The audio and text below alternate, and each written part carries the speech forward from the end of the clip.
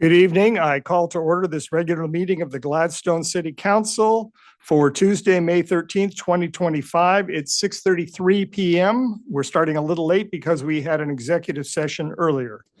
The City of Gladstone is abiding by guidelines set forth in House Bill 2560, which requires the governing body of the public body, to the extent reasonably possible, to make all meetings accessible remotely through technological means and provide opportunity for members of the general public to remotely submit oral and written testimony during meetings to the extent in-person oral and written testimony is allowed. Therefore, this meeting will be open to the public both in person and virtually using the Zoom platform. Zoom meeting instructions were in the agenda for the meeting. If members of the public would like to comment on an agenda item, either virtually or in person, they were to have emailed their comments or their request to speak to the city recorder prior to noon today. Individuals attending in person may submit a speaker card to the city recorder prior to the beginning of the meeting. Comments are limited to 3 minutes. City Council will also have Gladstone City event announcements during the meeting and business from the audience at the end of the meeting. To speak during either time, virtually or in person, again, you were to have emailed us prior to noon today with your name, topic of discussion, city of residence. Individuals attending in person may submit a speaker card to the city recorder prior to the beginning of the meeting. Comments are limited to 3 minutes. Tammy, will you call the roll, please? Councillor Huckabee. Present. Councillor Mitchell. Present. Councillor Blau. Present. Councillor Labonte. Present. Councillor Garlington. Present. Mayor Milch. Present. Let's please stand for the flag salute. Ready? Begin. I pledge allegiance to the flag of the United States of America and to the republic for which it stands, one nation, under God, indivisible, with liberty and justice for all.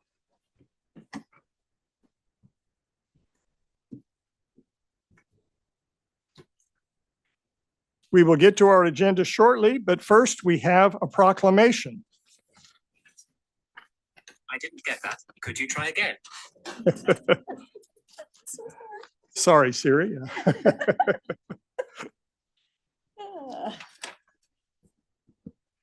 Whereas the City of Gladstone is committed to the core values of diversity, equity, and inclusion, and desires to cultivate a sense of belonging for all residents and to increase involvement of people of all cultures. And whereas we recognize the many significant contributions, vibrant cultures, and rich heritage of Asian American, Native Hawaiian, and Pacific Islander, AANHPI, people who have enriched the history of our nation and the city of Gladstone, and who are instrumental in its ongoing and future successes. And whereas we celebrate all of those who are included within the AANHPI community, which is made up of culturally and linguistically diverse peoples representing populations from many countries and islands. And whereas the official designation of May as AANHPI Heritage Month was signed into law in 1992 and celebrates all Asian Americans, Native Hawaiians, and Pacific Islanders whose variety of contributions have built our culture and society.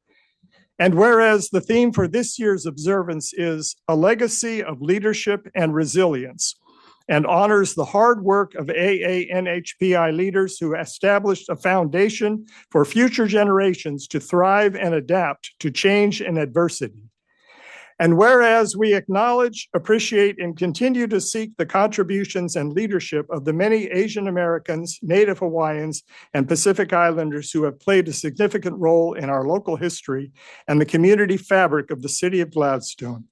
Now, therefore, be it resolved. I, Michael Milch, Mayor of the City of Gladstone, do hereby proclaim May 2025 as Asian American, Native Hawaiian, and Pacific Islander Heritage Month in the City of Gladstone, and encourage all residents of the city to share in this special tribute by learning about and celebrating the generations of Asian Americans, Native Hawaiians, and Pacific Islanders who continue to enrich our nation and our local community.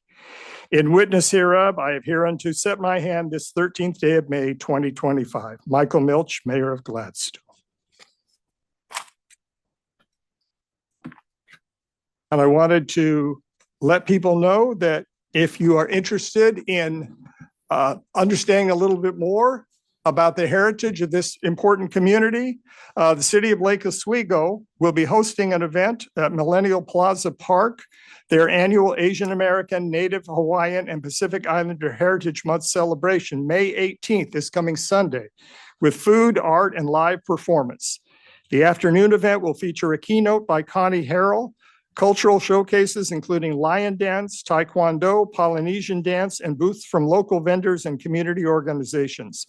Guests are invited to explore the market from noon with performances beginning at 1 p.m. That's 12 to 3 p.m. this coming Sunday, May 18th, Millennial Plaza Park in Lake Oswego. It's free to attend. All right, we move on to our regular agenda. We will start with our consent agenda that includes approval of the March 11th, 2025 and April 8th, 2025 regular minutes, approval of March bank balances, budget report for period ending March 31st, 2025, approval of March check register, legal costs for February and March 2025, department head monthly reports for April 2025, and approval of an intergovernmental agreement, IGA, with Water Environment Services, WES, for monitoring stormwater runoff for compliance with Oregon Department of Environmental Quality's DEQ National Pollutant Discharge Elimination System, NPDES permit. That's a record for acronyms in one agenda item. I do want to say the minutes that we have, I believe it's for the March 11th meeting, we were requested to do a transcript, verbatim transcript of a portion of the meeting. That's been provided. The transcriptionist let us know that there may be some errors in there because sometimes it's not clear who's talking, or sometimes some of the words are inaudible. I'm going to request to the council that we go ahead and approve the minutes as presented, but I noticed probably there are some minor typographical errors that can be sent directly to the city recorder, so that when those minutes are finally published, they will reflect to the best of our ability what they said. We ended up with 28 pages of transcripted testimony and deliberation. I hope we never do that again. I think that whatever that cost for us, we could have made a donation to one of these nice cultural events that are coming up to celebrate the things that we do these proclamations for. That's just a comment from the mayor. So, all right. So we have the consent agenda before you. Would anyone like to withdraw any item from the consent agenda, or is there a motion to approve it as presented? I'll motion to approve as presented. I'll second. All right. It's been moved by Councilor Huckabee and seconded by Councilor Labonte. Any discussion? Tammy, will you call the roll, please? Counselor Labonte, Yes. Counselor Garlington, Yes. Counselor Huckabee. Yes. Counselor Mitchell, Yes. Counselor Blau, Yes. Mayor Milch. Yes. The consent agenda as presented is approved, subject to some post-meeting typo corrections. Next on our agenda is Gladstone City event announcements. We have this early in the meeting, so people who come specifically for this purpose don't have to stay for the entire meeting.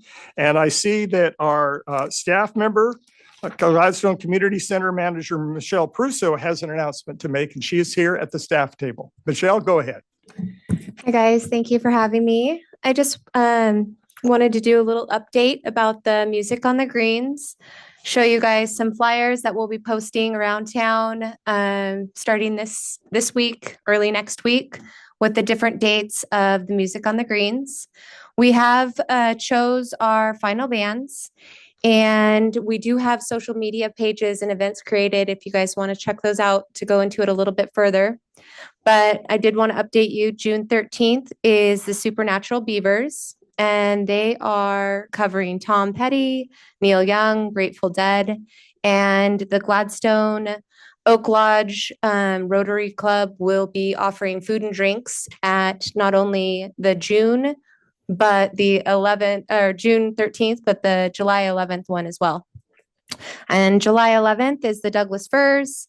They're also a local band who just do decades of crowd favorites. So I think that'll be a good one. They're also volunteers at the community center.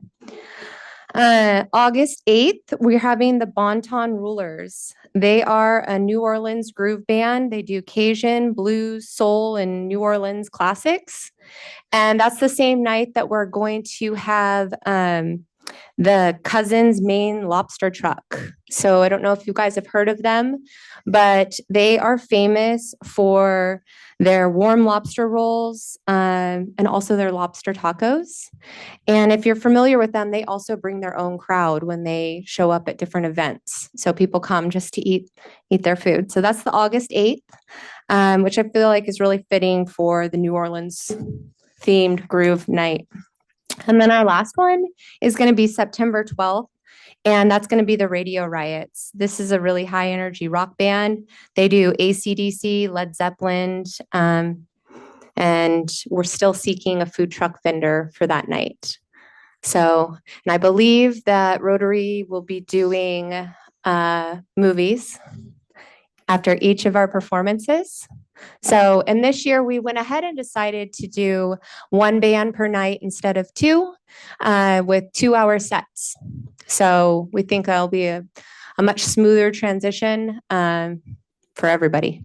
So we're really excited about it. We've been working really hard at the center to get it all prepared and put it out.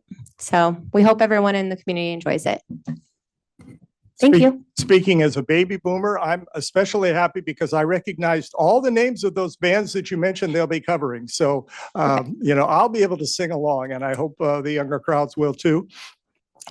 Michelle, you have developed a reputation for coming up with great events and then improving upon them from one year to the next.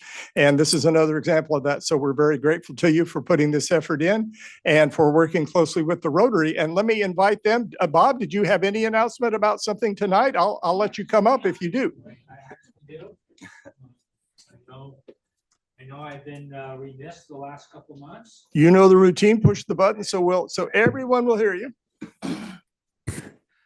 Okay, good evening, everyone. My name is Bob Everett, and I do live and work here in Gladstone, and I'm a member of our Rotary Club, and we have a couple things sort of coming up, and I know I was highly missed over the last couple of months, but I was on vacation, so tough luck.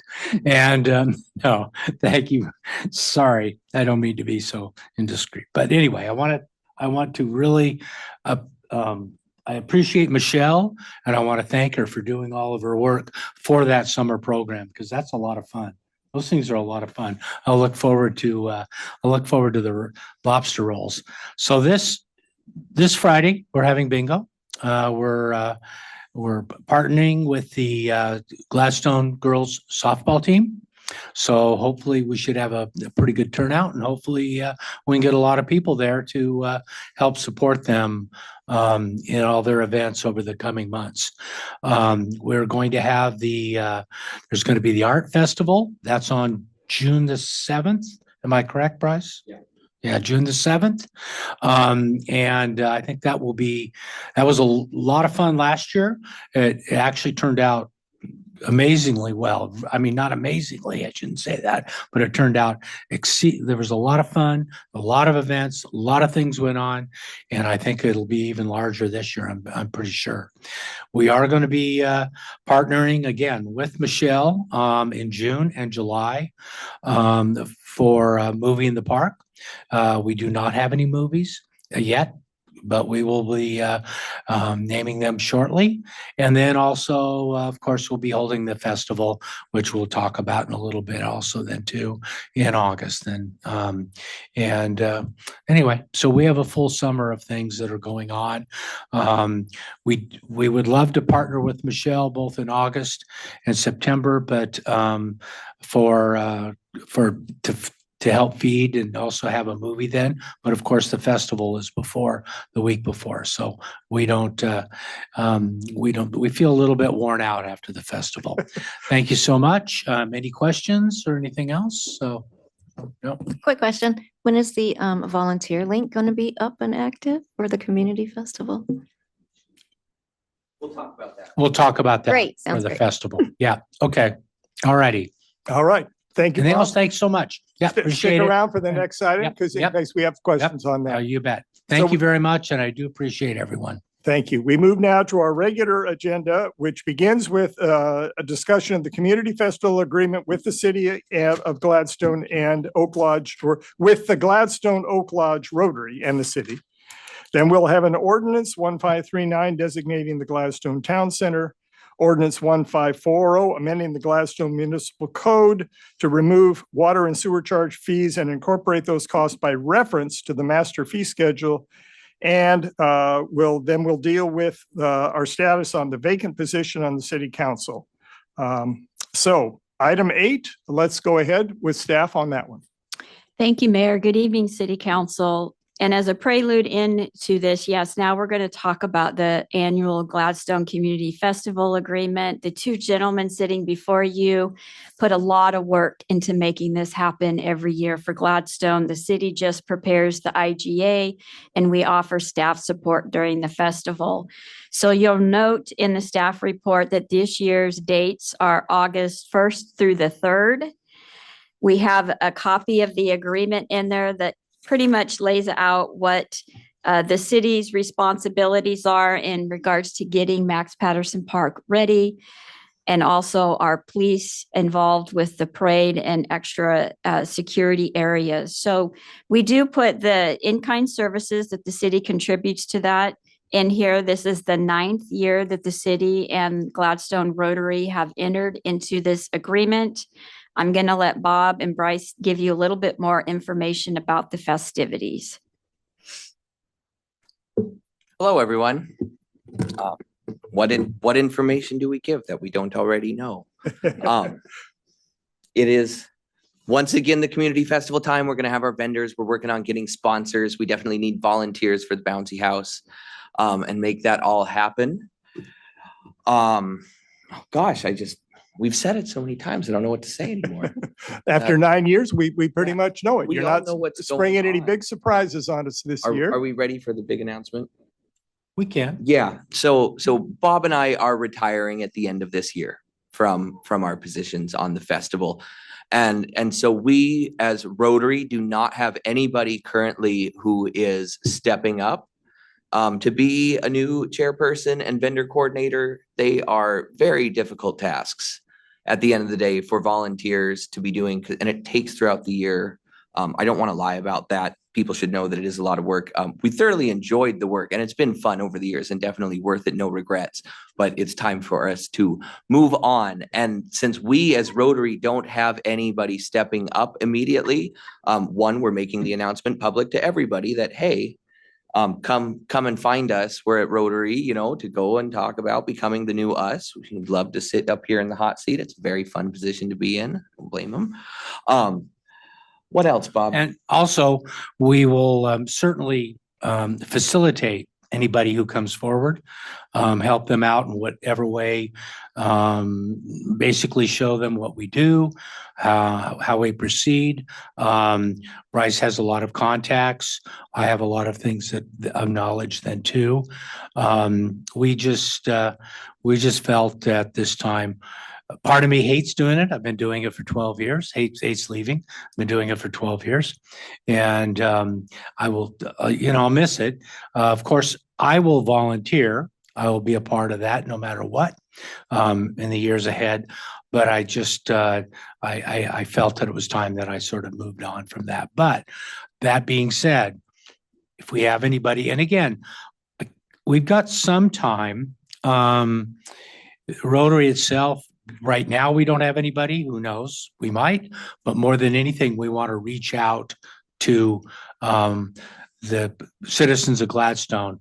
And if there's anybody who would like to sort of take over this process, we would love to have them reach out to us. One thing we also want to add, we as Rotary are not a huge group, and it is a lot of manpower for us as a club, just outside of the administrative stuff that happens throughout the year. We're talking like at the event itself, it's a lot of work for our small club.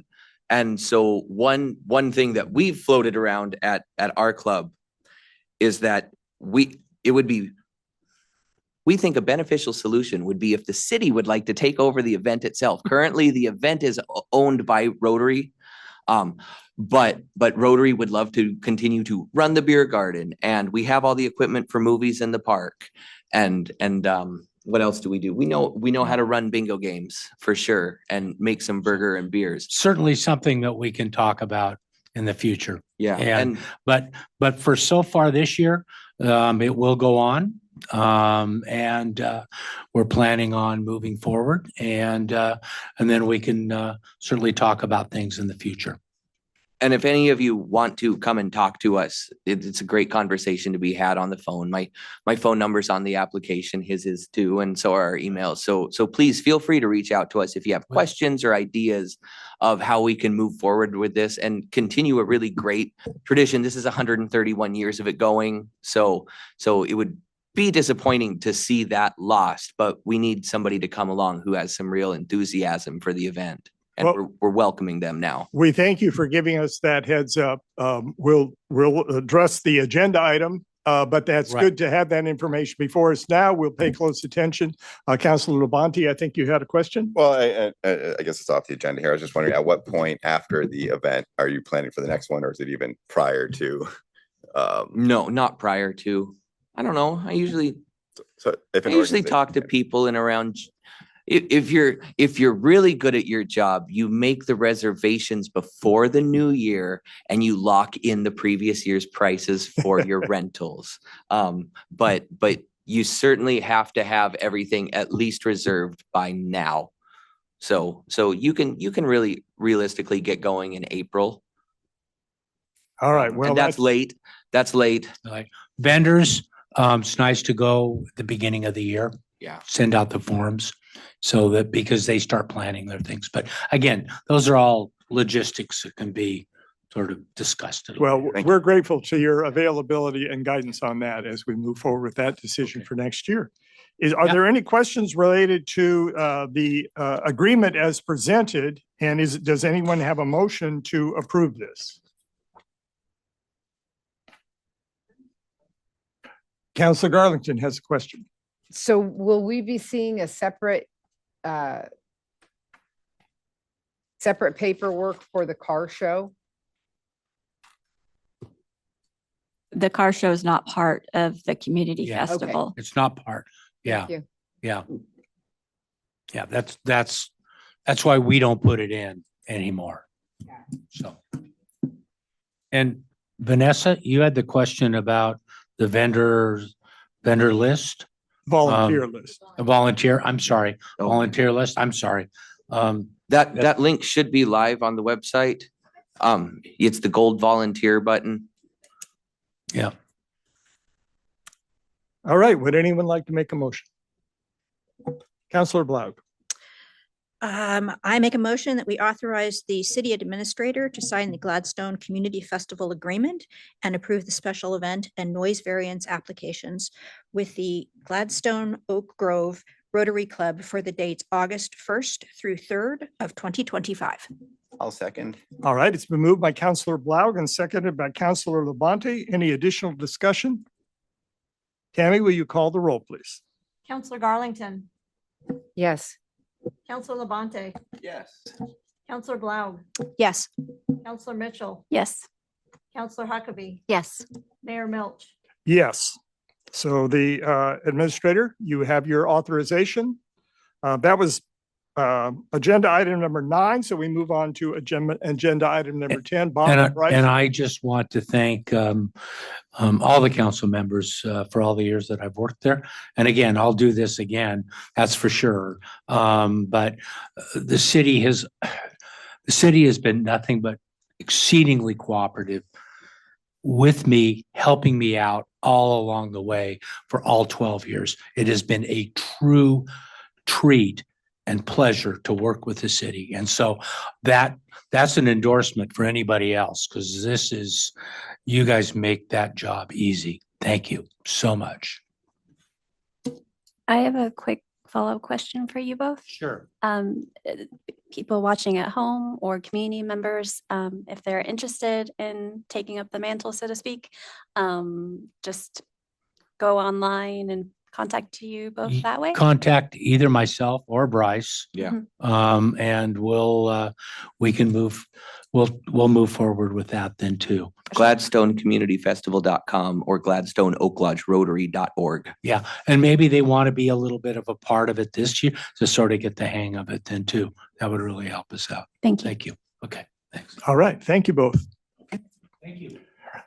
Our next item is a legislative land use hearing. So it requires me to use a script and just to make sure that we have everything here.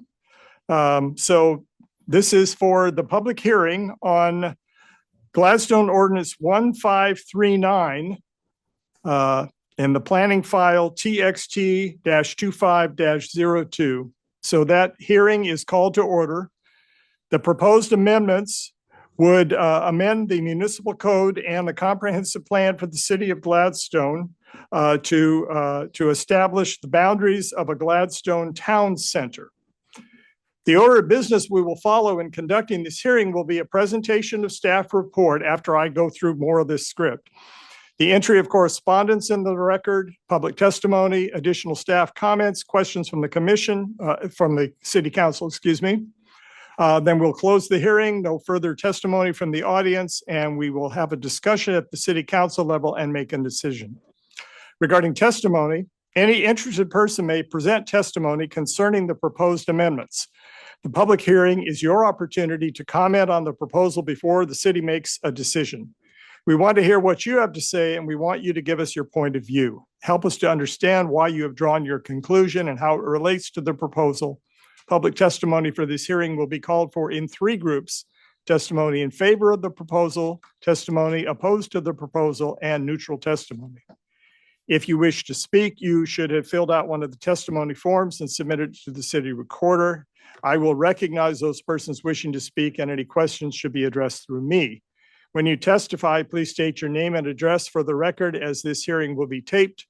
If you are participating online, click the raise hand button at the appropriate time and wait to be recognized. And if you are participating via telephone, dial *9 to raise your hand at the appropriate time and wait to be recognized. At this time, I'd like to ask members of the city council if they are abstaining from this matter or need to declare any conflicts of interest. Please indicate the nature of the conflict of interest and indicate whether you intend to participate in or abstain from the hearing. I'll start at my left with Councillor Garlington, and we'll move the opposite direction. I will be, I have no conflict. Okay, and you will be participating. I will be All right. participating. Thank you. Councillor Labonte. No conflict and will participate. All right. Councillor Blaug. Potential conflict because I'm in the Arlington T. You reside within Yes. the proposed area. I Okay. reside thank within you. the proposed area. I'm anticipating being able to participate. All right. Thank you for that disclosure. Councillor Mitchell. I don't believe I'm in the I proposed believe you are a area. little north. I Yes. am like right at the line there, so might just be not in it. No conflict and will be participating. Actually, you are a little north of the bottom of the inverted T, but you are maybe within, if you were within a half a block of Portland Avenue, you may be within the other, but we'd have to look real closely on the map. But that's a good enough description for us. Okay. And Councillor Huckabee. Participating, no conflict. All right, and I'm participating. I have no conflict as well. Thank you. So now we go to city staff. Heather Austin, our consultant from 3J, is here for us to present the report. Heather. Thank you, Mayor Milch and members of the council. It's nice to be with you this evening. Our city recorder is pulling up a brief slideshow for us. So while she does that, we'll just get prepared here. And I didn't think there was anything of concern as far as owning property within the area because it's a legislative hearing, but I wouldn't mind asking City Attorney Jacobs. Oh, excuse me, just one moment. Oh, hold this. Okay. So if we could just ask our city attorney what his thoughts are as far as owning property within the area, then we'll know for sure. I think because it's legislative that it's probably okay. Yeah, good evening, Council, and Heather, Chad Jacobs from the City Attorney's Office. So yeah, so there's a difference between, as you know, between quasi-judicial and legislative hearings. In quasi-judicial hearings, conflicts of interest, even potential conflicts of interest, could require recusal because it creates a certain level of bias, which implicates due process issues, which don't exist in a legislative hearing. In legislative hearings, bias isn't necessarily an issue. So the conflict then question just comes down to whether or not state conflict of interest laws allow you to participate. And that comes down to whether something is an actual or potential conflict. And as you know, an actual conflict exists when a decision would have a financial effect on the public official, their relatives, or businesses with which they're associated. Where a potential conflict is a situation where a decision could have, it's not certain to, but it just could have a financial impact on a public official, their relatives, or a business with which they're associated. Here, because the decision isn't necessarily, there's the potential that it could have an impact, but we don't know for certain that it would have an impact. It's just a potential conflict of interest. And when you have a potential conflict of interest, as was just done, once you disclose that conflict of interest, that potential conflict, you're allowed to go ahead and participate in the matter. So based on all that, long-winded way of saying, yeah, everything is fine and everyone can participate. Thank you, Chad. And Councilor Labonte? I would just like to know that I am a very part-time employee of a downtown business. So I'd like to say possible problem there, but I intend to participate. Very good. All right. Thanks for that clarification. All right. Heather, you can continue. Thank you. And thank you, City Attorney Jacobs, for that clarification. I always like to make sure, and so nice that we have you here to make sure that we are all doing the right thing here. So with that, we'll move forward to the presentation. We are here to talk about the Gladstone Town Center. It is City File TXT 25-02, and included in your packet this evening, we have Ordinance 1539. This is definitely the biggest part of your packet this evening. It begins on page 173. So just establishing the purpose of this project, City of Gladstone is within the metro planning area, and so we are required to establish a town center. Metro did that for us, sort of. If you look on the map on the left, the area where it says Gladstone, there's a purple blob sort of running along Portland Avenue. So Metro, when they were establishing town centers and drawing their maps, they sort of assigned this area for Gladstone, but it doesn't reflect Gladstone's specific input and local values and things. So they said, you as a city get to decide where your boundary is in reflecting this general area. So they would have probably raised an eyebrow had we said, oh, it's on McLaughlin Boulevard, but none of us think that. And so here we are with the Portland Avenue stretch. And then we have made some decisions to go east and west for some economic development opportunities. So this town center is to establish an area where we can have a variety of housing, jobs, businesses, services, and amenities close to high quality pedestrian, bicycle, and transit infrastructure. So a place where people can do the things of daily living and get there easily and conveniently. Gladstone Town Center boundary is sized and located to build upon past and public and private investments and to increase opportunities for enhanced economic development and housing options in the future. So that's the why we're doing this in the regional context. To speak to the state context as well, there is, I think we've all talked about the climate-friendly and equitable communities rules that are adopted on the statewide level. And those are very similar to town center rules, a place where people can go about their daily living activities without necessarily having to drive an individual vehicle. They can walk or bike or go by transit or, share transportation, other ways to do that, or things are so close that it's just convenient. So the state said when establishing these climate-friendly rules that if you're in the metro area, your town center is your climate-friendly area. So we are complying with the state law and the regional requirements by adopting this both at the same time. The Gladstone Town Center project is funded by the Oregon Department of Land Conservation and Development. And we also completed our parking reform, as many of you will recall, last fall, and that was also funded by this same grant.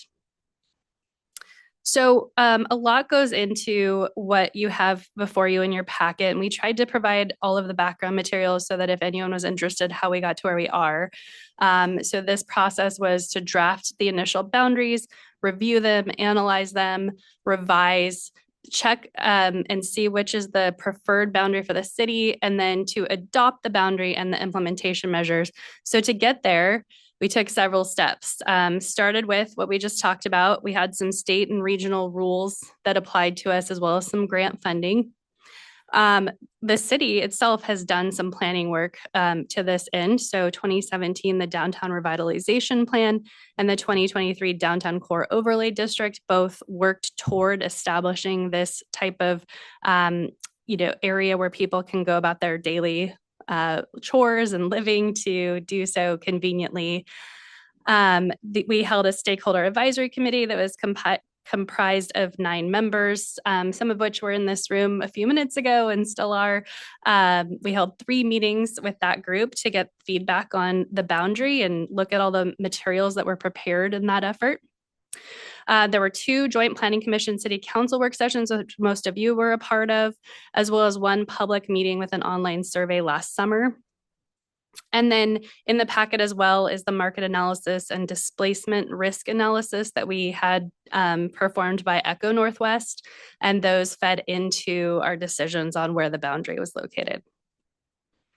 So just looking at the project timeline, we are right where we need to be between spring and summer of 2025 going through adoption. Our grant does stipulate that we would complete this work and have it adopted before June 30th of this year. So that closes it out with the fiscal year. So we're right where we need to be. We have time to make this decision. So the report that's in your packet this evening, it does present the preferred Gladstone Town Center boundary. It includes a lot of background materials, process, and analysis that was used to establish the boundary. It does identify implementation measures, but based on our last joint Planning Commission City Council work session, we kept the implementation measures modest. We wanted to start small and kind of see how it goes, and then over time, see if we wanted to add more implementation measures to this town center. So for now, we're just looking at community commercial C2 zoned property that was not already within the downtown overlay. We're looking at the general commercial C3 property that is within the town center boundary. So not all C3, but just what's in the boundary. And then our R5 as well. So just making some changes there. If the changes are amazing and we're seeing wonderful development that happens, maybe we have a conversation in the future about expanding to those zones outside of the boundary. But for now, we'll focus sort of a test case with the town center boundary and see how it goes. Also proposed are updates to the economy and housing chapters of your comprehensive plan. And all of the materials, the proposed code changes, as well as the boundary, really do focus on the anti-displacement strategies that were provided. So what that memo really said was if we focus on economic development areas more than residential areas, that we can reduce our risk of displacing current residents. And so that's where we expanded East and West to really incorporate more employment lands and moved south out of the R5 zoning districts from the original proposals so that we wouldn't take in so much residential land. So the preferred boundary. Here we are, it's an inverted T. It is all of the C2 properties along Portland Avenue. So from the north area there, that is the Center for Gladstone Center for Children and Families. Across the street is the high school fields. You head south and goes all the way to the river. To the east, we go all the way to 82nd and now actually across it. We'll talk about that in a moment. We proposed to the Planning Commission to stop at 82nd Avenue. And then to the west, we're going all the way to McLaughlin, but not across it.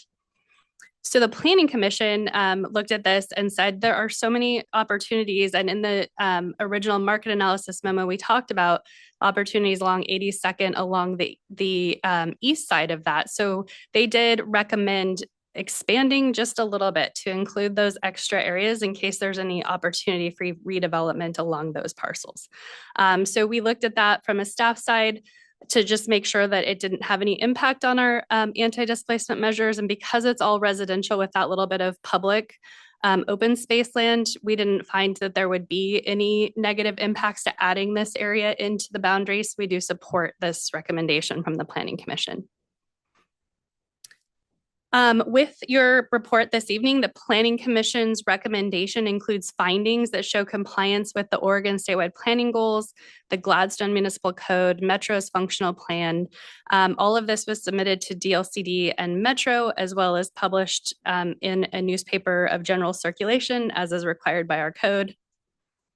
We did receive support from Metro staff for the town center project. Glenn Hamburg was on the committee as we were going through this, but wanted to put in writing Metro's support for our chosen inverted T design that meets the community's goals for our town center. With that, I would like to say that the planning staff and planning commission recommend approval of this Gladstone Town Center boundary and implementation measures. And we provide a sample motion there for when we need that. I'm happy to answer any questions anyone has. I always like to say for people that are watching or present here for the first time hearing about this, there's always two issues that come up. By town center, we're not saying this is the geographical center of our city. It is clearly not. And because there is a Clackamas Town Center, which is a regional, commercial mall, this is also not intended to be something to compete with that. We use the same term, town center. It's not a mall. This is potential development sites, but it's not something where there is any planned development to be done by the city other than what's already being done by private property owners in the area. Is that a fair assessment? That is a fair assessment. We're required to designate a town center. So that's the first thing, is we are required to draw some boundary on the map.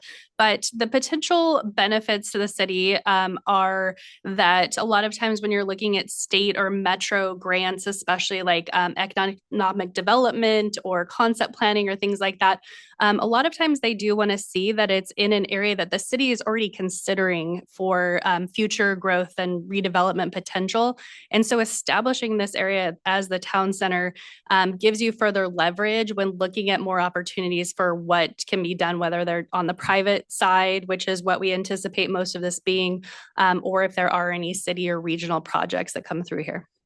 Thank you for that. Are there other questions from or comments from members of the council? Mindy here. I just, I couldn't help when I was reading through this to think to myself, I wonder if this would have helped us at all with a little more leverage with ODOT.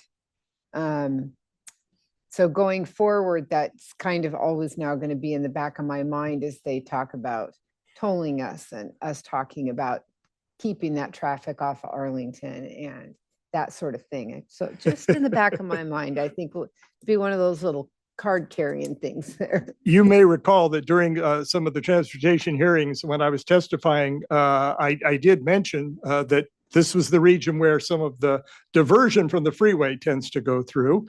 We could somehow take advantage of that economically, but try not to have it impact the quality of life too much.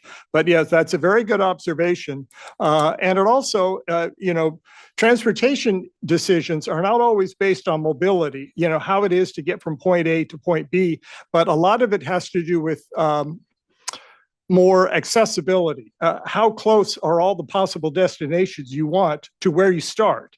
And that makes it not so important to have tolling and some of these other things on the freeway. So it's part of addresses some transportation needs, some economic development needs. And as you say, it does have an impact on our proximity to the freeway and how much people need to use that. I know some of you have to commute on it every day, but locally, it could mean an improved quality of life for our residents. Okay, Councilor Labonte. Yeah.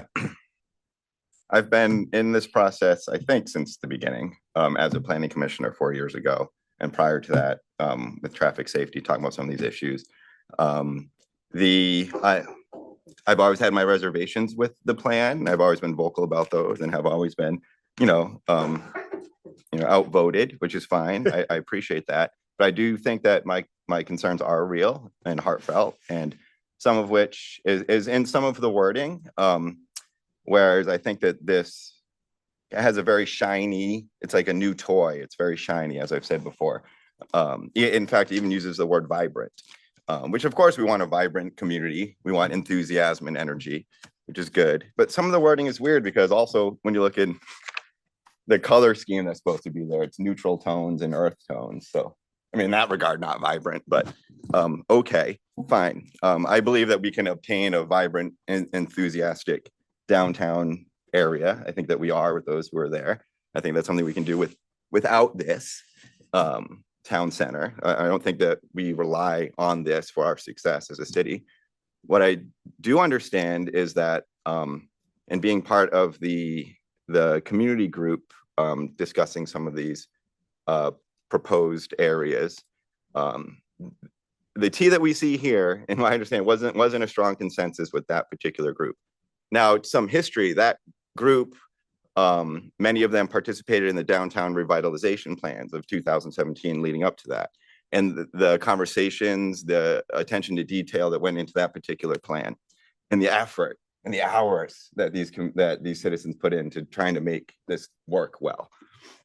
And sitting in that meeting, and Heather, you were fantastic. And I applaud you in that, because it was a tough room, I think, sometimes. Because folks were like, man, we put all this effort into figuring out what boundaries we're going to do at what block, how we're going to do this. And then the state comes in and just says, nope, we're doing it like this. And this is how it's going to be. So there were some tough feelings there. Some of I think, logistical issues that come up here, for one, is the parking. I know that we want, and they're in the words, climate friendly is great. Not totally sure this does that. Especially where in Gladstone, I think our issue is more runoff than perhaps exhaust fumes and things like that. This doesn't help with runoff at all. In fact, we have less green area per yard. We have setbacks that are closer to property lines. So this is less absorption of rain. This is more into our waterway, unfiltered by nature, if you will. So I'm not sure in what way that necessarily helps. I'm a little hesitant to be in a situation where we're trying to increase a population in a waterway. Yes, it's not in the 100-year flood zone, but if we're looking at trends to the future, maybe at the confluence of two relatively major rivers, some pause for putting a big amount of population there. The parking aspect of it, now I understand with the climate friendly rules that we cannot enforce any parking for new development, essentially from McLaughlin to Portland Ave, slightly beyond. This is the climate friendly idea, is that when we're building these new buildings, we don't, instead of having a driveway, we have more space for housing. Fine, great. Some folks love that idea. The other side of it is parking. And as much as we would love the idea of getting out there and doing all your chores close and hopping on your scooter or your electric bike and doing that, which I would love to, we do live in Oregon. Come January, it's tough to do that. I think cars are going to be with us for quite some time. And man, we have an aging population in Clackamas County. When you're in a situation where trying to get folks to live here, to want to be here, that mobility matters. So especially for folks that have dealing with a mobility issue. The parking requirements are that it's something like 200 feet away for a handicap parking requirement to the actual establishment. It's not where it seems like it's nice and it's shiny and it's good and happy, and I support the positive things in it, and I'm not anti-growth. But I don't think that this really helps. We are adding to the area from Portland Ave to 82nd, which again makes sense. We look at it for the things that this plan does, it makes sense. But we're also increasing the area that we are saying that there's no more parking requirements. So basically, anybody who builds from Arlington around there, you don't have to have a driveway, which again might not seem like a big deal. but I'm not sure if it's really gonna be helpful for folks, especially people who have established properties there and start seeing more people parking out in front of their house. The runoff is an issue. Also, that it's a town center. This means that there can be a situation where we are potentially required to do things in this town center that go beyond our authority. So we might be in a situation where we need to put a bike lane in Arlington. Maybe it's a good idea, maybe it's not. But there are things that we can possibly lose control of. The larger this area is, the larger area of Gladstone, we lose a little bit of control over what we can make our city.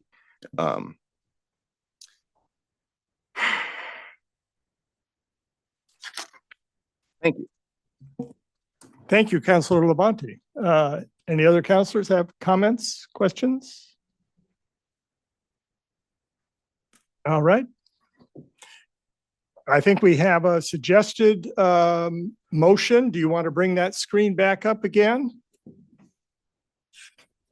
Yes, thank you, Mayor Milch. Thank you. I want to say, since I see the chair of the Planning Commission here, I want to thank you, Natalie Smith, and your committee commission for being a part of this process.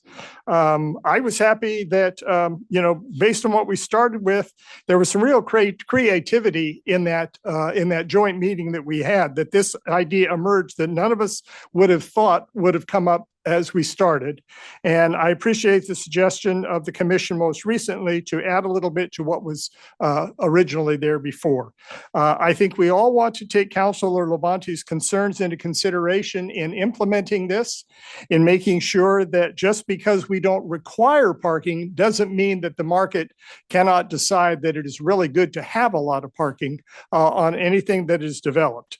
We just can't require them to do that, and I want that clear. There will still be the existing parking that's there. And I know, for example, that one person has already is already in the planning process and maybe even the development process of parking in that central downtown area. So would anyone like to make a motion? May I interrupt? I'm Yes. so sorry, Mayor Milch. We do need to open for public. Oh, I forgot testimony. that. Yeah. I apologize. Thank you. In fact, yeah, that's we should have done that before we got to the deliberation up here. So public testimony. Oh, have we received any correspondence on this matter other than the items included? I have not received any. Okay, so no correspondence. Public testimony. Did anyone ask to speak in support of this proposal? I did not receive any requests. And anyone wish to speak in opposition to the proposal? No requests received. Okay, and I assume then none that is neutral either? No. And further testimony from the audience. So staff, you've followed up with us. We've asked our clarifying questions. So at this point, I'm going to say that the public hearing on file number TXT-25-02 is closed. We've had our deliberation comments already by the council. And so now I ask if we have a motion on the proposal. Councilor Garlington has something Oh, to say. Councilor Garland. I just have a correction on 10-4.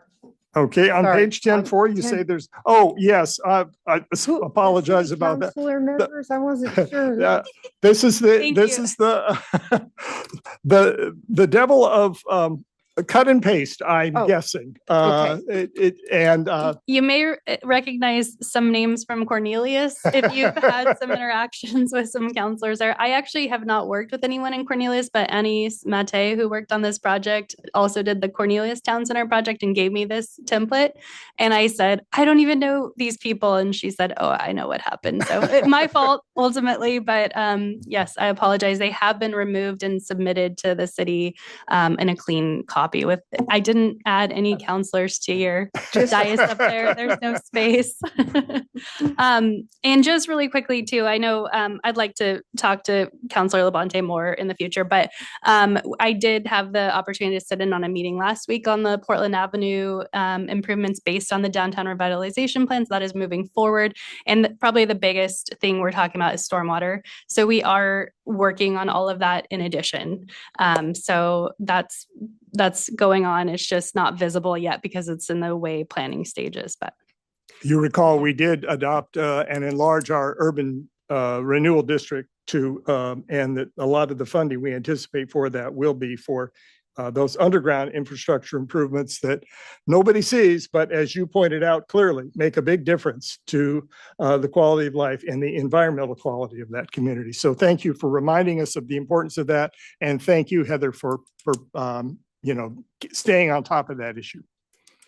Okay, now I'll ask for a motion. I will make the motion, but first I want to give kudos to former Councilor Sierra Cook and also Councilor Garlington.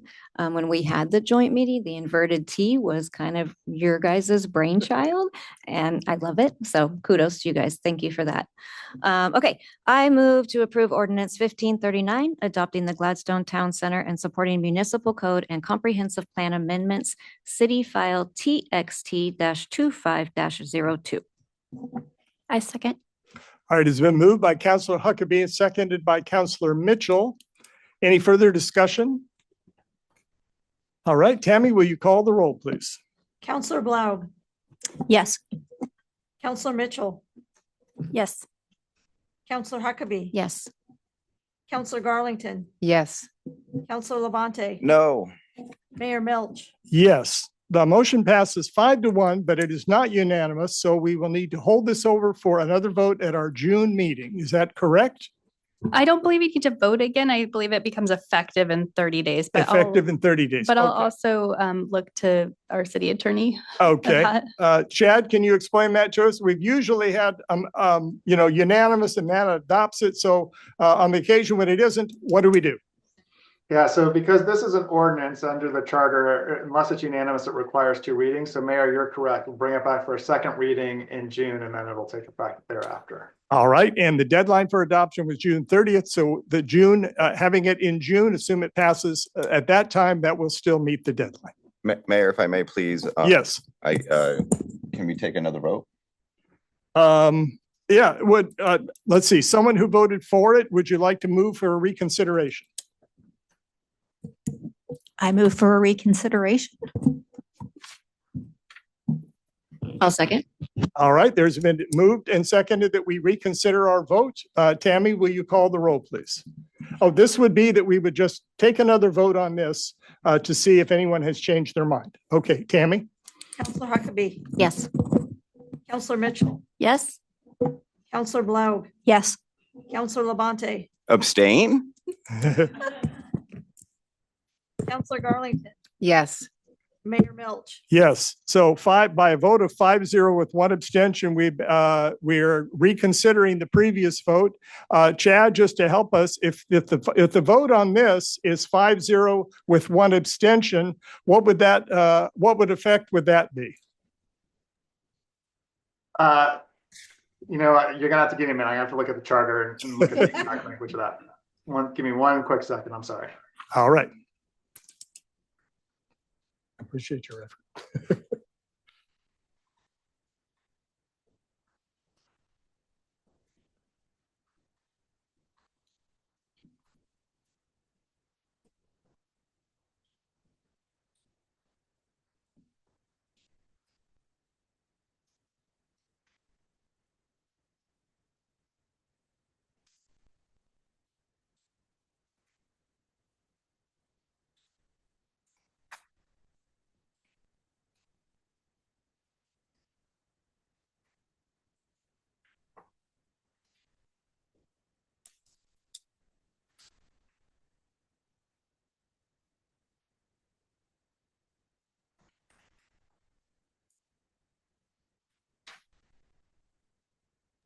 So Mayor and Council, the language in the charter is a little ambiguous to this point. So what the charter language says is that the council may adopt an ordinance at a single meeting by the unanimous approval of at least a quorum of the council, provided the proposed ordinance is available in writing to the public at least 1 week before the meeting.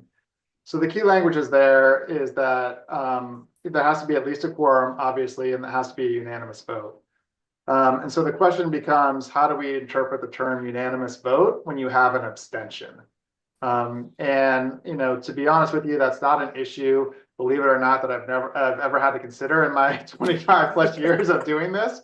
So it's a little unique, and giving you advice on that on the fly, I would typically take a conservative approach And just because this is an ordinance that we want to make sure is enacted validly, I would suggest if you do have an extension that you would still do a second reading just to be safe. I'm sorry, I don't have better advice for you at this point in time, but again, I prefer to be conservative in giving the advice just to make sure that we don't run into any issues about validity of the ordinance. We understand that and we appreciate it. So we will do the vote again and we'll see how it comes out this time. And now we know what the results or what the consequences of various votes would be. So Tammy, once again, please. So I assume Councillor Huckabee, you will renew your motion. Yes. And Councillor Mitchell, you will renew your second. Yes. Okay, so the same motion is before us. Call the roll, please. Counselor Blau, Yes. Counselor Mitchell, Yes. Counselor Huckabee, Yes. Counselor Garlington, Yes. Counselor Labonte, I'm not sure I really have an option. Your mic's off. I'm not sure I really have an option here. So Counselor Labonte, you do have an option and we could do a second reading at the next meeting. yeah, I'm not sure anything will change in that time though. No.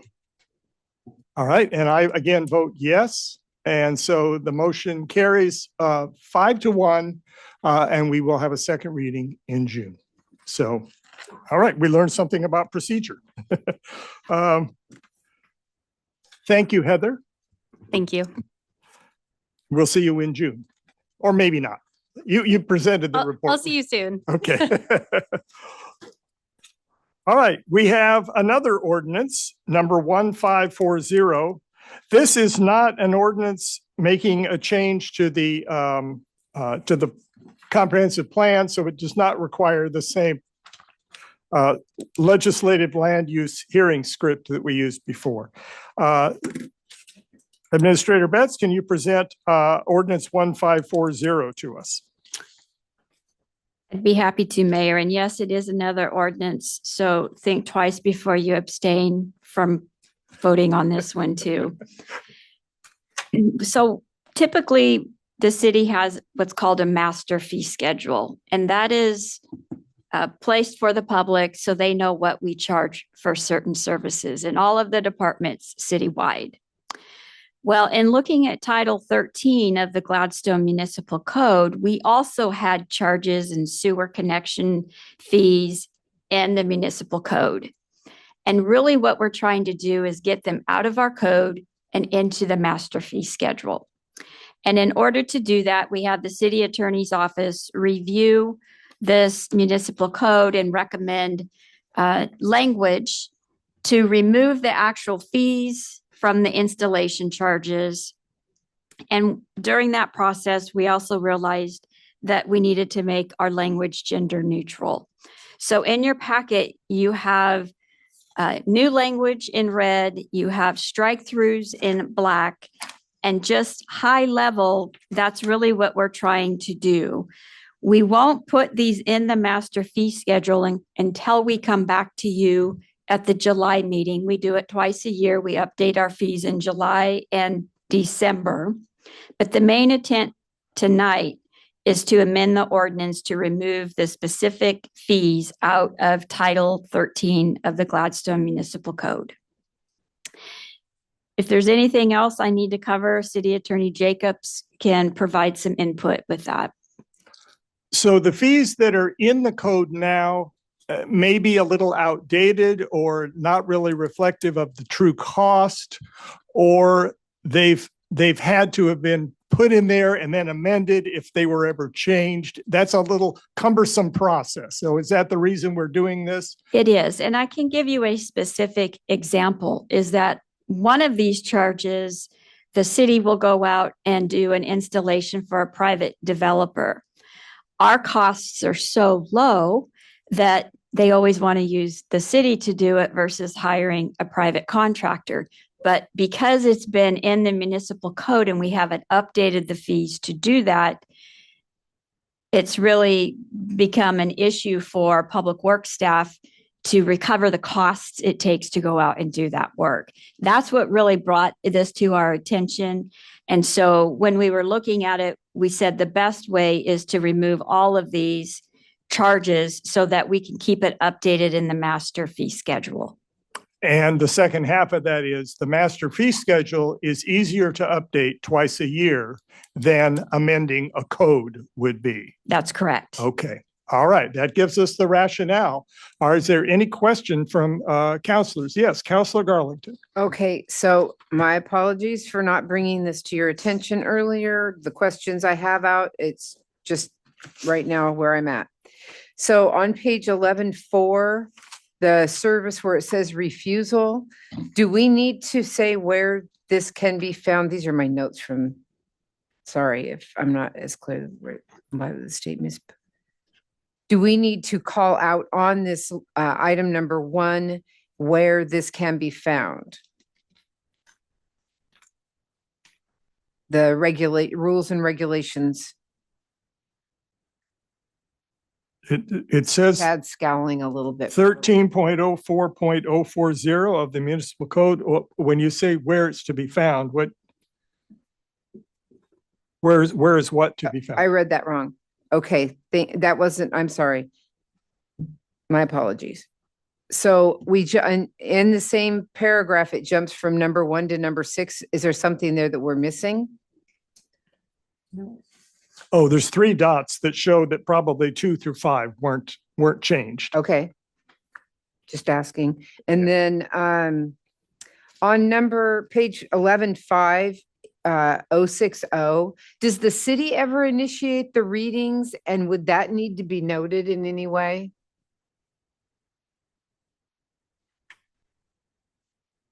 They were talking about that there would be a cost to consumers if tests are requested, but does the city ever turn around and do that? I'm not sure I'm able to answer that question. Okay, and that's okay. That's just fine. And then it says here that there will be a charge for a delinquent balance over $5. Seems like it would cost more money to go after the $5, just my opinion. And then on number 40, it says a subsurface disposal system. I thought we didn't have anything like that anymore. I'm not sure where you're at. Oh, I'm sorry, 1312 or 040. I read. Bottom of page 11.6. Yeah, to install a subsurface disposal system. That sounds like one of those, what do they call those, leach field thingy or a underground tank? Septic tank? Yes, septic tank. Oh. That's the word I'm looking for, but I didn't think we had those in Gladstone. Just asking out loud. And then is there anywhere on here, or would it just be brought back to the master fee schedule if there was damages to streets or sidewalks if you had somebody else do this work? You have to get a right-of-way permit from the contractor to do that work. And yes, there are provisions that allow for us, excuse me, to recover for that. Okay, those were just my chicken scratches. I was reading through that a couple of times. All right, so that helps you understand a little bit more. Does it change your view on anything that should or shouldn't be in here? Or are you thinking like you're ready to take action on what staff are? Sorry, no. All right, anybody else? All right, this is what staff has brought for us. There is a suggested motion on page 11.2. Would someone like to make that motion?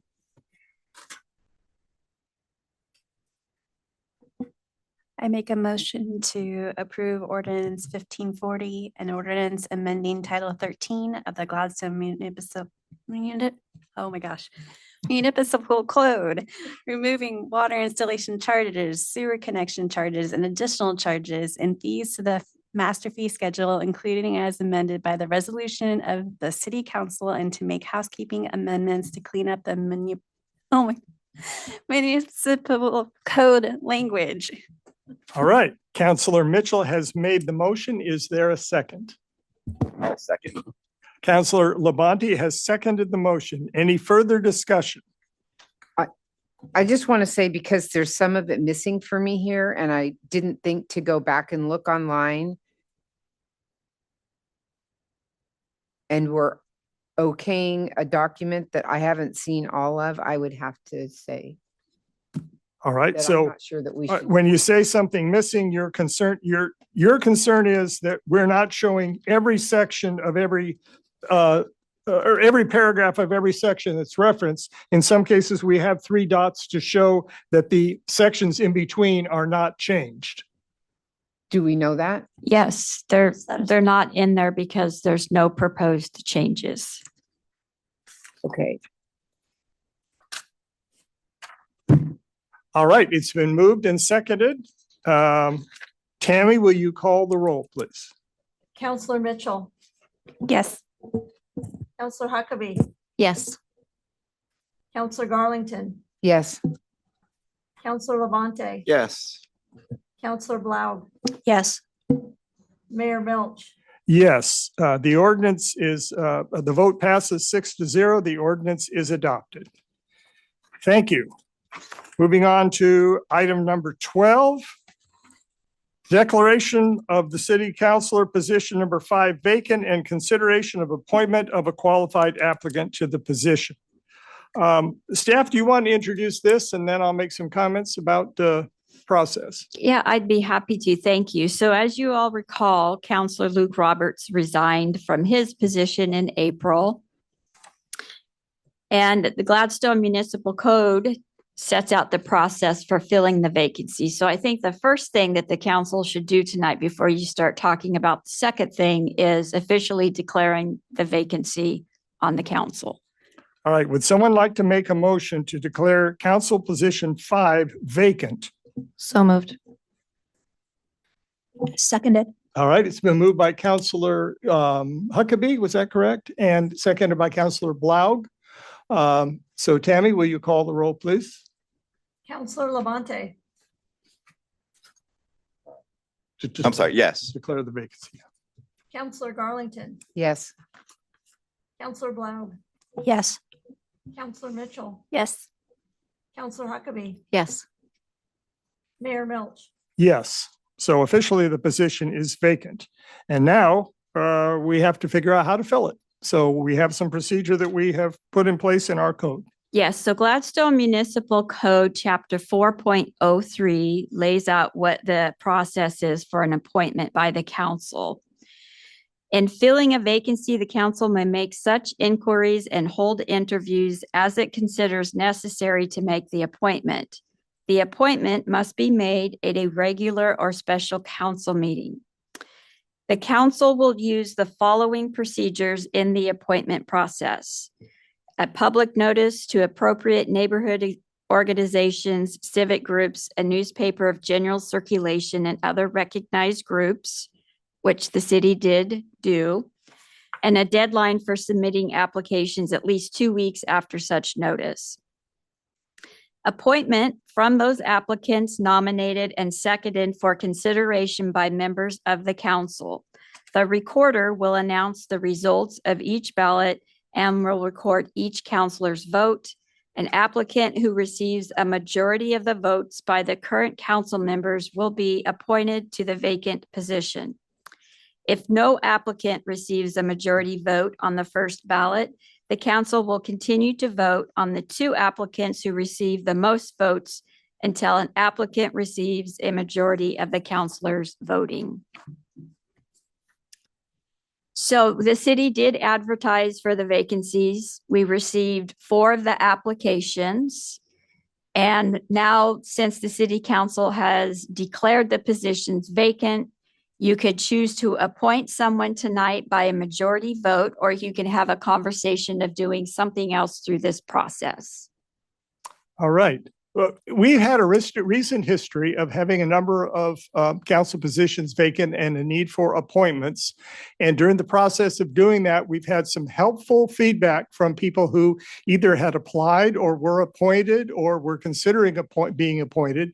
And some of the comments and feedback that we've had is desire for some consistency, so a desire to have people be prepared for a process that we're going to follow, so that, for example, we don't all of a sudden call on people to be interviewed when they didn't know they would be interviewed, or to be sworn in and serve on a night when they didn't know they might be sworn in and serving. So I think some of those issues ought to be, sort of clarified tonight. My own thinking is that maybe tonight we would not be appointing someone. I'm not going to preclude that.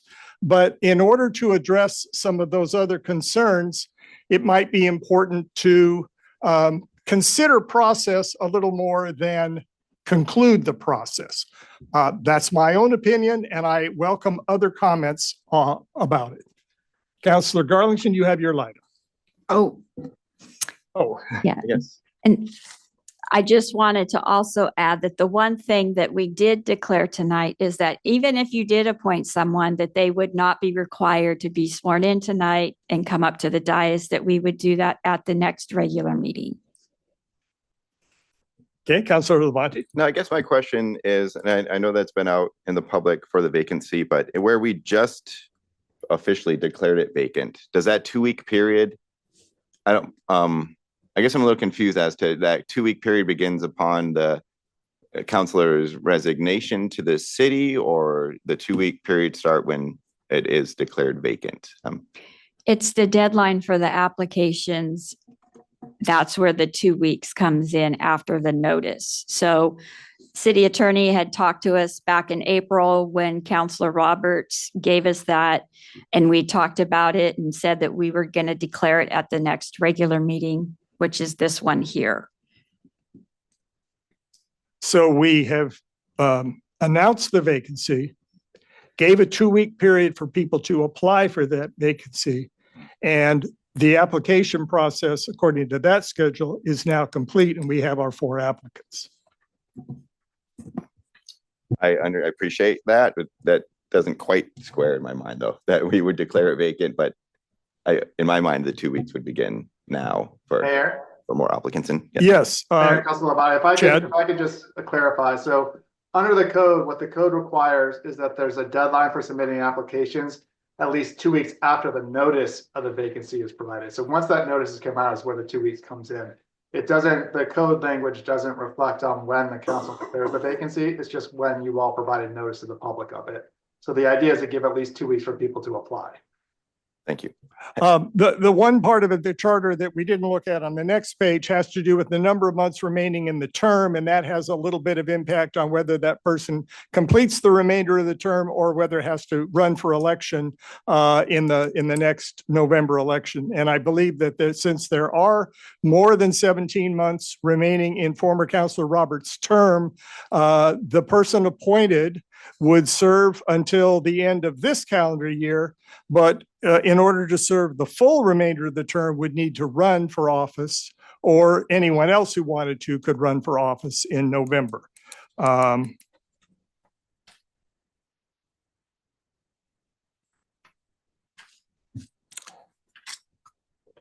Okay, other thoughts on process? Councilor Huckabee. I would prefer we just appoint tonight. Looking at the agenda planning document, we have a lot of decisions coming up, and I think we should have a full council for that, rather than dragging it out. Now, we did not ask people to come in preparation for an interview. Correct? I'm not asking We have for that. you're not asking for that, Nope. okay? All right. Other comments? Councilor? I am not ready to make a vote tonight. I'd love to see more applications, and not to say that people here are not qualified. I appreciate the applications. I enjoyed reading through them, but I'd like to see some more applications if that were possible.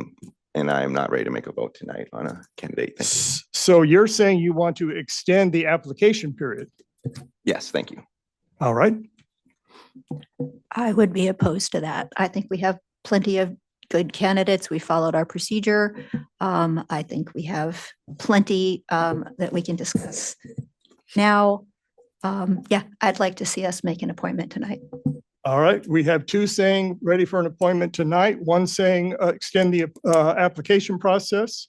Let's hear from other members of the council on that part of the decision. I will go with the majority. All right.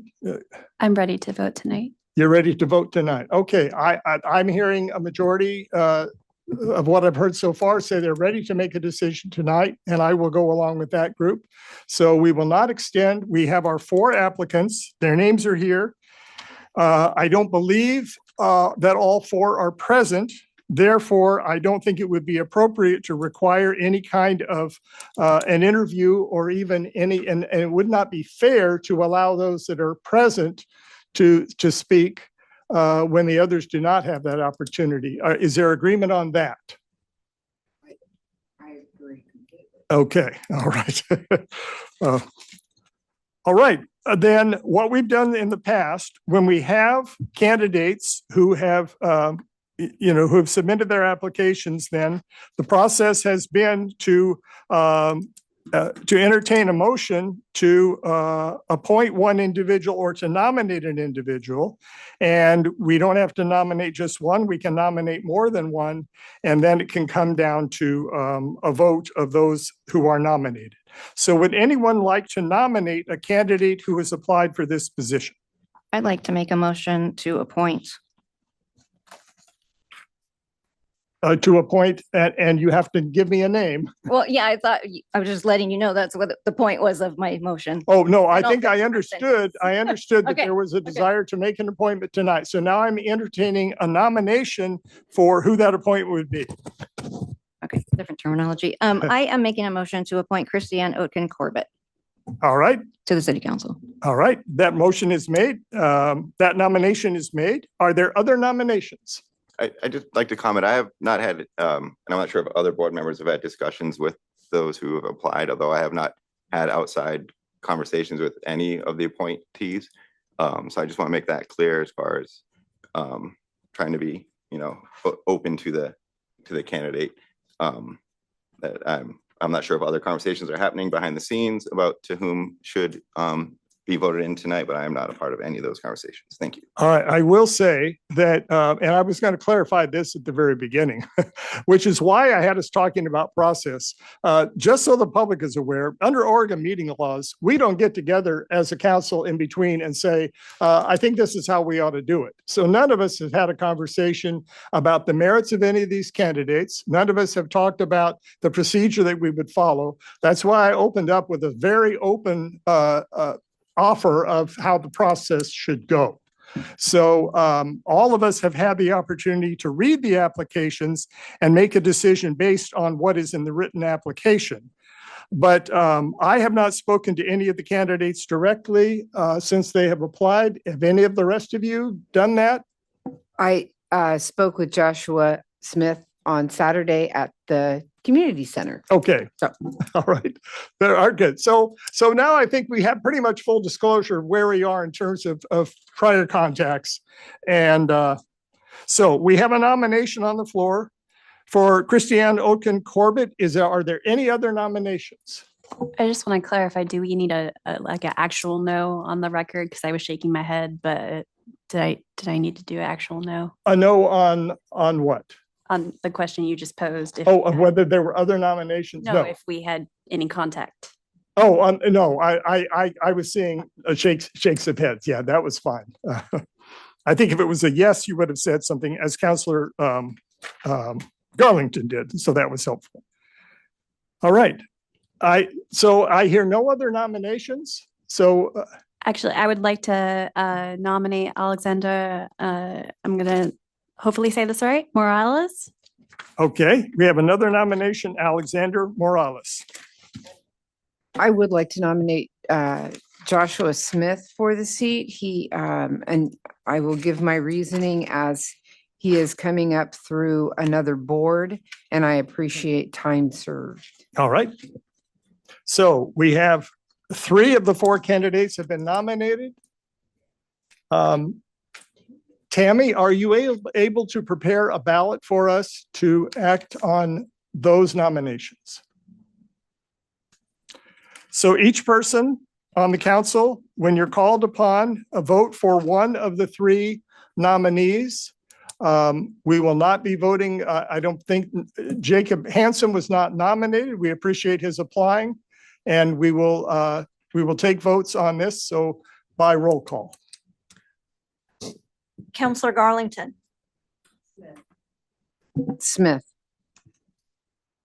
Counselor Labonte, Smith. Counselor Blaug, Oaten Corbett. Counselor Mitchell, Morales. Counselor Huckabee, Oatkin Corbett. Mayor Milch. I'll vote for Oaken Corbett as well. Now that gives us 3 votes out of 6. No one has a majority. Would anyone like to make a motion on how we proceed from here? Maybe do interviews in a special meeting. Vote I think we again. already decided we would make an appointment tonight. The question is, do we eliminate one or more candidates from the vote? that'd probably be a good way to go. Okay. All right. Mayor? Does someone want to make a motion to that effect? Mayor, Yes. sorry to interrupt. So Go ahead. what your code language says is if no applicant receives a majority vote on the first ballot, the council will continue to vote on the 2 applicants who receive the most votes until an applicant receives a majority of councilors. Oh, that's what I was going to suggest we do anyway, and it's in the charter, so that makes it even better. Yeah. Thank you, Chad, for being more familiar with your charter than I am sometimes. All right, so the 2 candidates who received the most votes were Oaken Corbett and Smith. So we will erase that ballot, take a second ballot.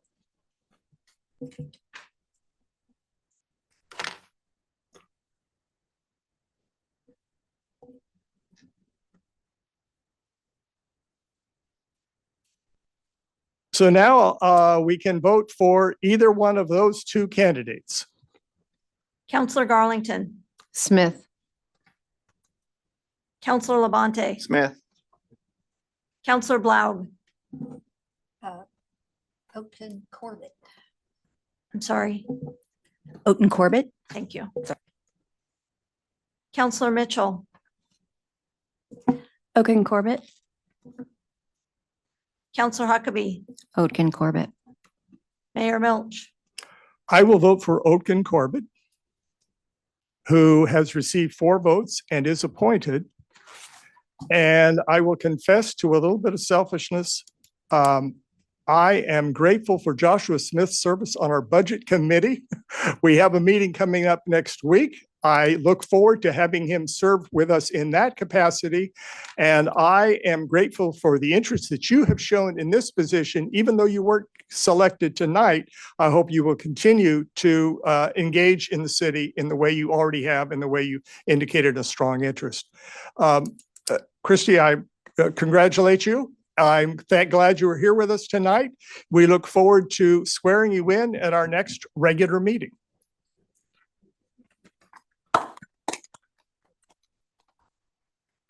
And for people in the public who are not familiar with our candidates, it was in the packet, but not everybody reads that. I think one of the most interesting things about you is that first of all, I met you sitting next to you at a town hall meeting we had several years ago and recognized by your name that you were the daughter of, I probably shouldn't be saying this for HIPAA reasons, a former patient of my wife's when she was a nurse at Kaiser. I see your father's name every time I look at the comprehensive plan for the city of Gladstone, which was prepared in the mid-70s, yet is timeless in its thematic dealings with issues of long-term planning for the city and continues to serve us very well. We amend it frequently, but the basic thing is still there. And your dad had a part in making it happen because he served on the planning commission. And then even more interesting than that, tell us about your great-great-uncle. The first mayor of Gladstone. So we have a legacy council appointed to seat number 5. And thank you for being here tonight. All right. I think that takes us to the end of the regular agenda. I know we had some requests for business from the audience. And so would you both still like to speak tonight? I just want to be sure. I was in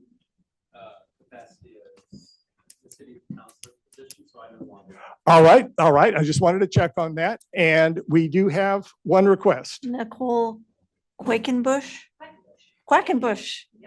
Nicole Quackenbush serves on our Gladstone School District Board of Directors and has acted. Are you the official liaison to the city council, or do you just really like our meetings? Really, I think it's Counselor Labonte, but sure, yes. All right. All right. So we have 3 minutes for public comment. Great. Has my time started or there it is? Okay, perfect. Good evening, Mayor and councilors. My name is Nicole Quackenbush, and I serve on the Gladstone School Board.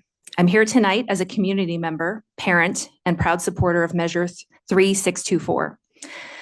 As you know, this is a $70 million school bond measure on the May 20th ballot to improve safety, repair aging facilities, and expand access to hands-on career technical education in our schools. I want to start by thanking the council members who have publicly expressed support of this measure. Your voices matter, and your willingness to stand up with our schools means a great deal to students, families, and district staff.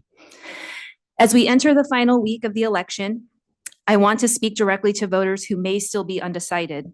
Measure 3624 continues Gladstone's existing bond rate for the next 2 years, then lowers it starting in 2027. According to a recent OPB article, Gladstone's bond is the only one in the metro area promising an eventual tax decrease. In addition, if this bond passes, we will immediately unlock $6 million in state matching funds, money that will be lost if the bond fails. This is not a cosmetic bond.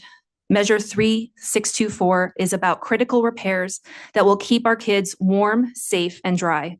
From replacing aging roofs and outdated HVAC systems to improving fire and seismic safety. These are foundational needs, not optional upgrades, and addressing them now prevents more costly emergency repairs later. I also want to acknowledge that some voters have raised concerns about transparency. Our campaign has worked hard to share information openly and answer questions honestly. When we haven't had answers right away, which has come up, we followed up because we believe the community deserves clear, fact-based information. By contrast, there's been limited disclosure about who has been funding the opposition campaign, and I believe transparency matters on both sides of the conversation. Gladstone is a small, tight-knit community, and our schools are at the heart of it. This bond is about protecting what we've built and preparing for the future. I know this community cares about kids, and I know it's a busy time for many families, but this election is too important to sit out. So if you haven't yet, please take a moment this week to return your ballot. Thank you again for the opportunity to speak and for your continued support of our schools. So thank you. Thank you, Nicole. All right, that's the end of business from the audience. Now we turn to business from the council. So council members, I will start at my right with Councilor Huckabee. Thank you, Mayor. All right, I kind of have a long list, so I might go fast. I attended with my 2 grandchildren the Friends of Gladstone Nature Park plant sale on the 26th. It was a great event. There was lots of people there. I'm assuming there was lots of sales made, sending as what I saw in the line to be purchased. I want to just thank the city. I mean, it's not us, but we also gave a sponsorship to make that a more successful event for the community. My grandbabies received some free books that they like, and they made quite a new friend in Councilor Garlington, even trying to give her kisses. So thank you for all of your hard work and your team's hard work on that. It was great. And I'm still waiting to plant my balsam, which I just figured out is actually a flower. It's not for balsamic vinegar. So I learned that today. Let's see what else we have here. The LOC Spring Conference was great. I'm glad that a good majority of us attended that. That's not normally a conference that we attend. We usually attend the annual one. But we're really picking up our pace on networking and learning new things and tools that will help us be better counselors and run better as a city.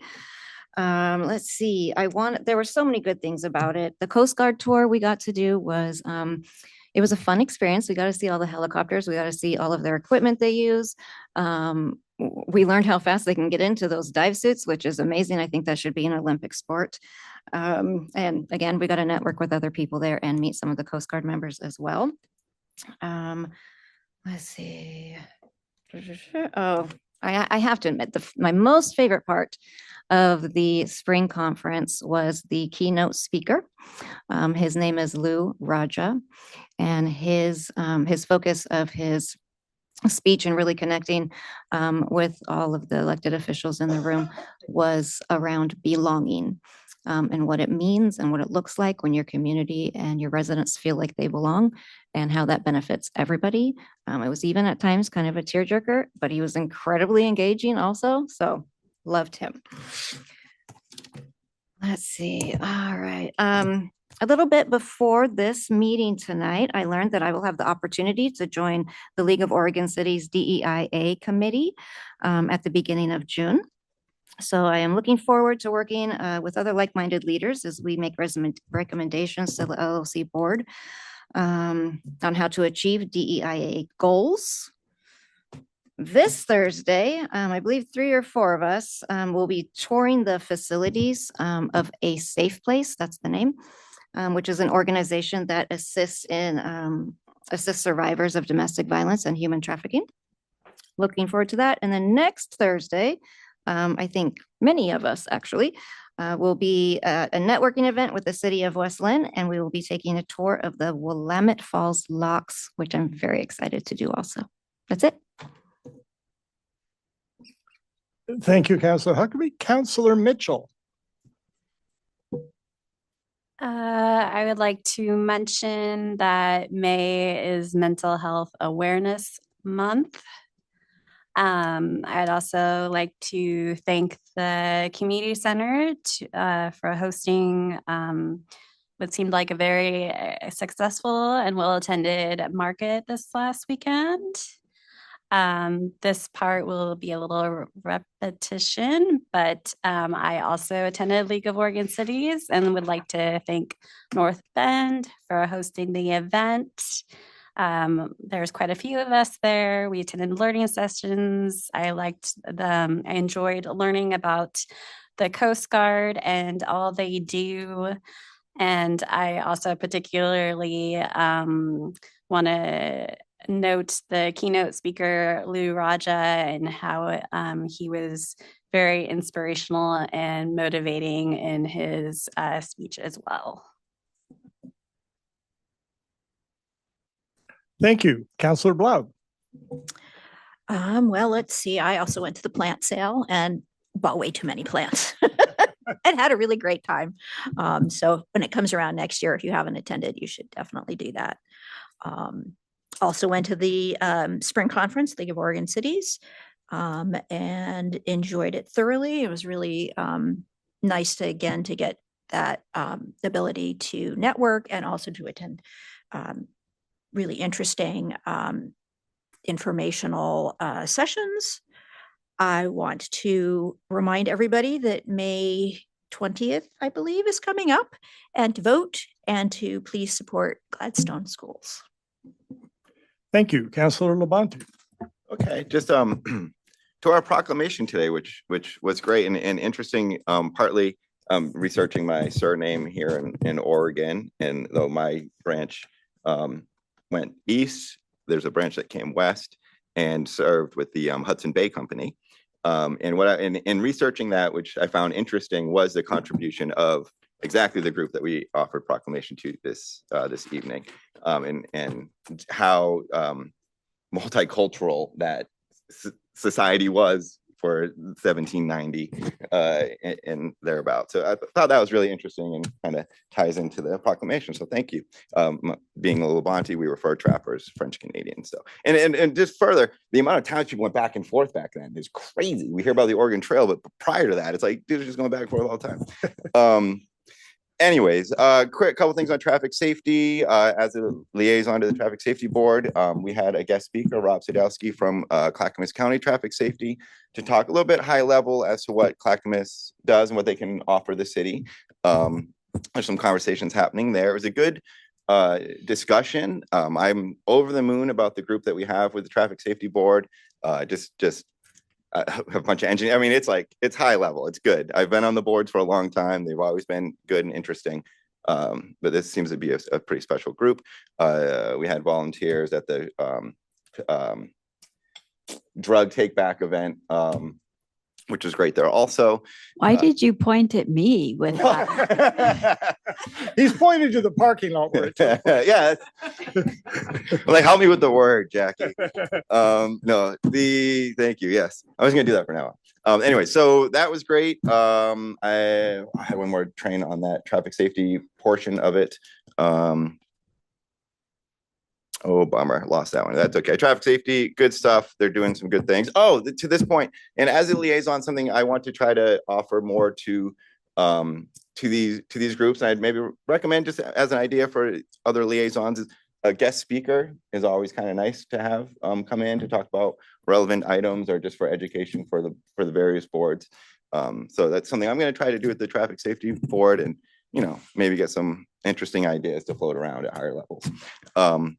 As the business and tourism liaison, we had a meet and greet about a month ago. It was great. We've got in this city, I mean, we've got jewelry producers that send internationally. We've got folks that are trying to help with some of the issues with education and reading and stuff like that with some small education programs. Bookkeepers, of course, ice cream and Subway were there. The new owners of the High Rocks bar over there, which is great meeting them and getting a sense for what they're trying to do, including summer markets there.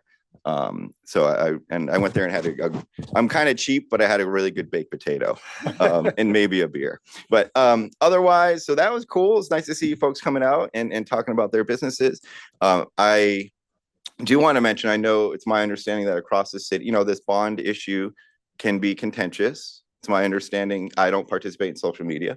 It's my understanding that things are getting a little heated out there. And I want to appeal to folks to try to,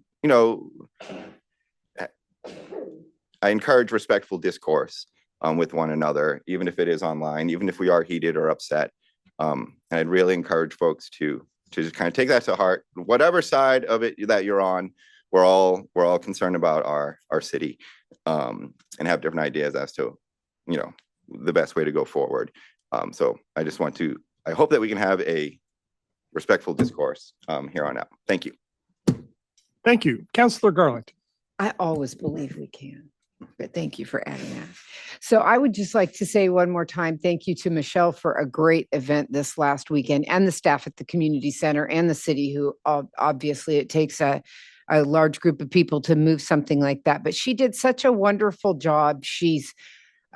Michelle is open and warm, and people just really respect and talk to her well. She talks to other people well. It's just a ray of sunshine down there, and it was just a great event. I got to talk to some people. Of course, I'd say, so do you live in Gladstone? Well, yes, I do. I said, well, I have this card, and I'd sure like for you to go look at, what's coming up in November about our fire department and annexing with Clackamas Fire, and had some really great discussions with people about how secure they feel with Clackamas Fire. And I just love that. I like that the decisions that we make an impact on the assurance of people's livability in this city. That's really important to me. So I'm going to say that. Anyway, we had a great time. I saw a couple of you there. I'm so glad everybody got to go down, and I bought tea from a lady who lives in Gladstone, and I bought and I hooked up with a lady who does dried flowers, and she's going to come pick flowers out of my yard this spring. So that's really cool.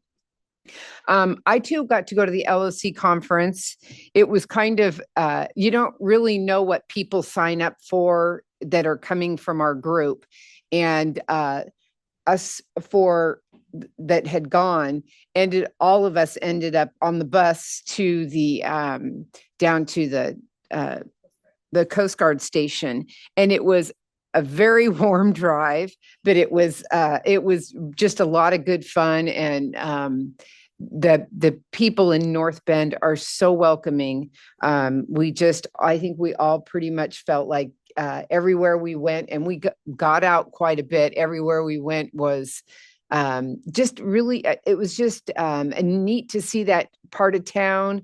Again, like I always come back from these conferences and say how fortunate we are in Gladstone to be a little more secure in our overall being in our city. I too loved Lou's talk. He made people in the room eager to be a more personable part of their city functions and the people that are in their on their different liaisons and their boards and things like that. I think he really tried to get people to wrap themselves into knowing that you are more than just a council member. And I really felt that from him. I had some really good notes, but I didn't bring them all. Patty Mulvihill, you're a rock star. Every time she speaks, I learn something new. Every time she brings up something that the city's doing, or I mean, that the state is doing, she makes it so that every person in that room understands exactly where she's coming from, or where the LOC is coming from, or where somebody in the state is bringing us more information or a new something that they're doing. We always understand it after Patty talks about it. She is a rock star. I went to a group discussion on code enforcement. Did anybody else go to that one?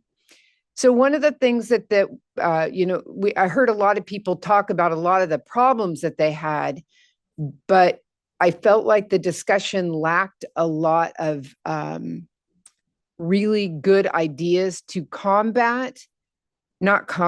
help with code enforcement. And one of the things that Gladstone does, and I was probably the only person that brought it up, is our community engagement programs to help people that have code enforcement issues that possibly other people can help with. That's online. You can sign up. Anybody listening can sign up. Anybody in the city can sign up to help another person. You may not know that person, but they may become your best friend. And I always encourage people to reach out and help people in this community with everyday tasks that enable them to stay in their homes. It's important that we reach across our own yards and support the people that are in our community. So I like to think I did that with the plant sale, but I'm not going to take any responsibility for all the plants y'all buy. But I thank everyone for coming down. So many years ago, we started that as a little Arbor Day walk. And we were telling people that if you come onto the property of the nature park and walk down Oakfield, across Webster, and then on the paved path, you are just shy of a mile. And that is an easy, safe walk. You can walk your dog, you can push a stroller, you can do a wheelchair. It's a safe walk, and it's a super easy one, and you'll always see the bunnies in the evening. So that's pretty cool. I want everyone to have a safe and happy Memorial Day weekend. I want everyone to be very careful of the other people driving on roads, and to remember that wherever you have to go, and as eager as you are to get there, to make sure that you get there safely, and that you too are responsible for the other people that are driving next to you. So everyone have a very happy and safe Memorial weekend. Well, I'm glad that four of you, actually all of you, underscored the value of networking with other elected officials across the state, or staff from the county and other cities across the region, and the value that we get from those connections. I do a lot of that too. I serve on the Calacamas County Coordinating Committee, C4, and the C4 Metro Subcommittee, and now the Executive Committee of C4, helping to set our agendas for meetings. And I also am planning to go to the city's dinner in Milwaukee next week. West Lynn, yes. And so it's great that we do that. And even though 4 of you, which is a quorum of the council, were together on the bus to the Coast Guard, I understand there are no plans to put a Coast Guard facility in the city of Gladstone. So there were no open meeting violations by your sitting next to each other and admiring those men and women in uniform. I will be giving blood at Gladstone High School's blood drive tomorrow. It's easy to remember my blood type. It's A+, the same as my grade point average in school. Just kidding. And I think the other thing you brought up, the keynote speaker, I remind you that part of our goal as a city is to enhance engagement and cultivate a sense of belonging for all residents.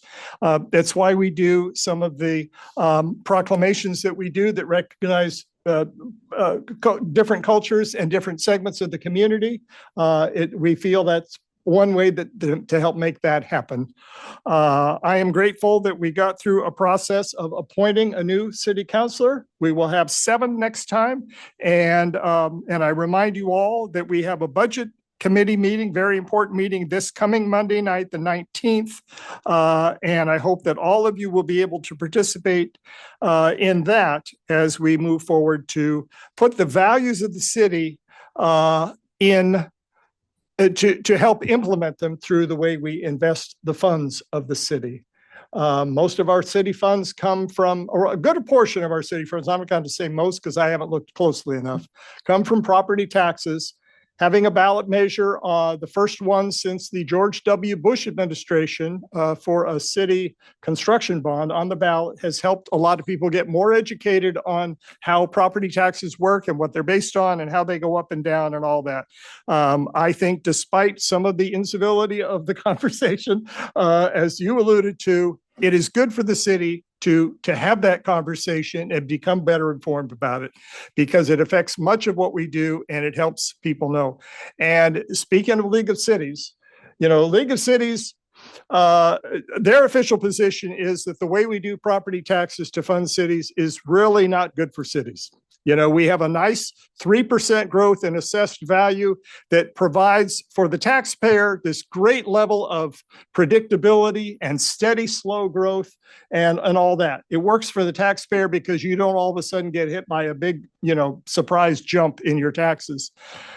But for cities, a 3% growth in revenue from one of your major sources means that it's really hard to put into place, significant changes in what you do as a city, whether it's salaries for staff or funding to go to various things. So sometimes those 2 things come in conflict with one another.